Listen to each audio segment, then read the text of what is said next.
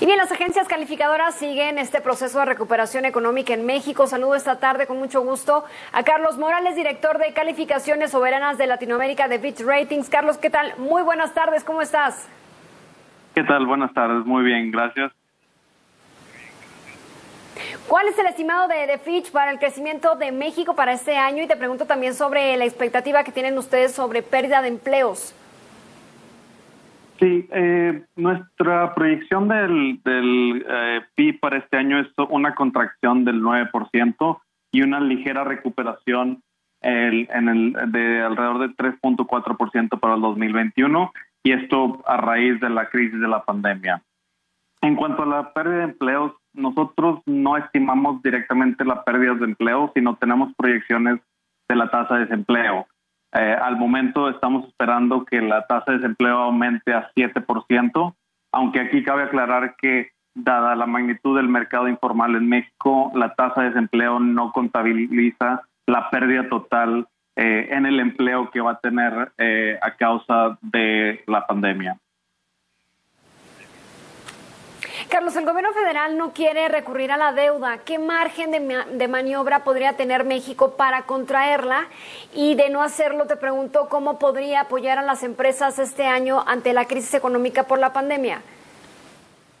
Bueno, el paquete fiscal de México resalta en comparación a otros países de la región por ser bastante limitado. Se compara más con países con menor calificación, donde hay mayores problemas fiscales como una deuda a PIB más alta o problemas de financiamiento. La posición fiscal de México anterior a la crisis se había estabilizado, la deuda PIB se había estabilizado, y México cuenta con diversos accesos a financiamiento, ya sea interno y externo. Entonces, aquí resalta un poco la ideología del gobierno por mantener la prudencia fiscal. Y aquí el riesgo que nosotros estamos viendo es que esa prudencia fiscal podría empeorar la recuperación económica una vez pasada la pandemia, aunque cabe resaltar que sigue siendo incierto en la duración de la pandemia. Entre más se prolongue el impacto, mayor se necesitaría efectos fiscales para apoyar a las empresas, quizá hasta en el 2021. Pero hasta el momento vemos un apoyo pequeño y muy dirigido a empresas medianas y pequeñas, y no una general apoyo empresarial como estamos viendo en otros países, tanto de la región como con calificaciones similares a México. Carlos, se anunció hoy un proyecto importante de reforma de pensiones, el cual sería bastante benéfico porque aumentaría el ahorro de la economía y también la pensión de los trabajadores.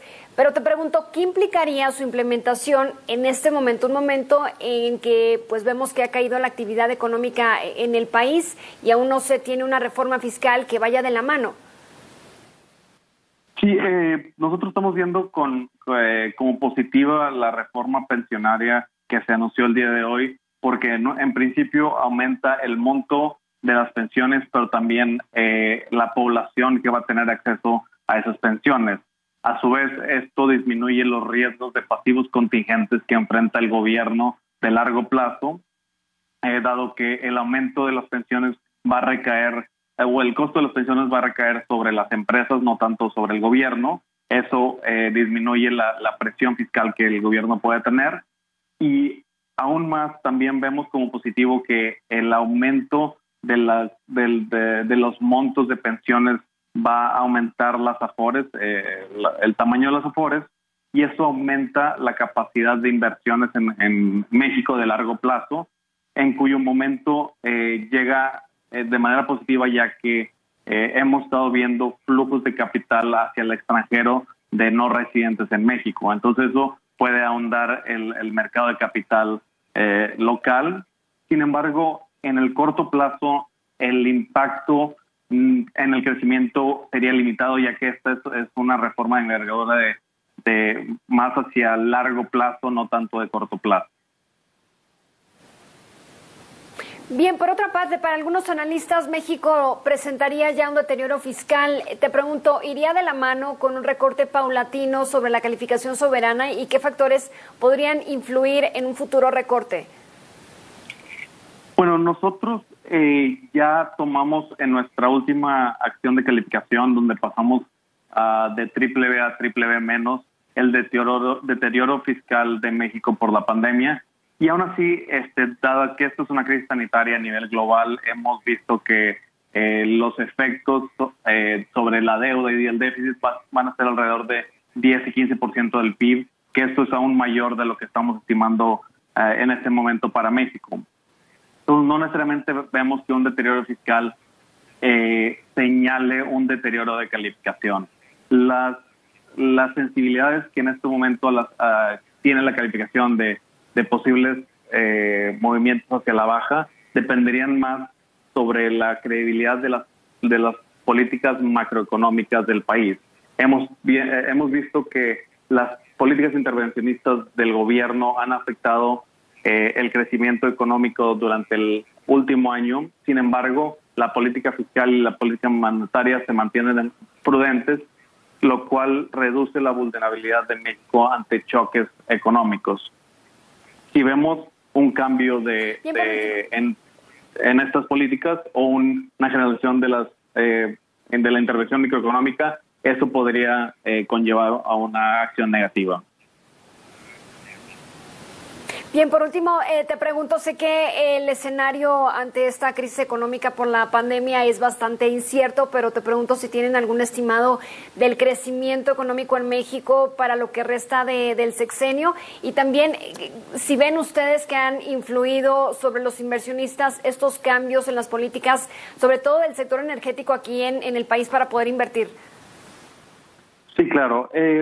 Nuestra proyección, obviamente, el 2020 va a ser una contracción de 9% y después una recuperación de 3.4%. Esto distorsiona un poco nuestra visión del PIB potencial debido a la magnitud del impacto por la pandemia. A futuro, el PIB potencial, sí hemos visto que las intervenciones microeconómicas del gobierno han afectado las decisiones de inversión y han afectado el clima de empresarial. Y esto a su vez afectaría el PIB potencial de largo plazo. Pero nosotros vemos esto más una vez que haya concluido el impacto por la pandemia. Carlos Morales, gracias por la comunicación. Si nos lo permites, estamos en contacto con ustedes. Saldrán próximamente indicadores importantes y bueno, ya nos iremos también analizando de la mano de ustedes. Gracias. Un abrazo a todo el equipo de Fitch. Muchas gracias y un gusto estar aquí con ustedes. Gracias.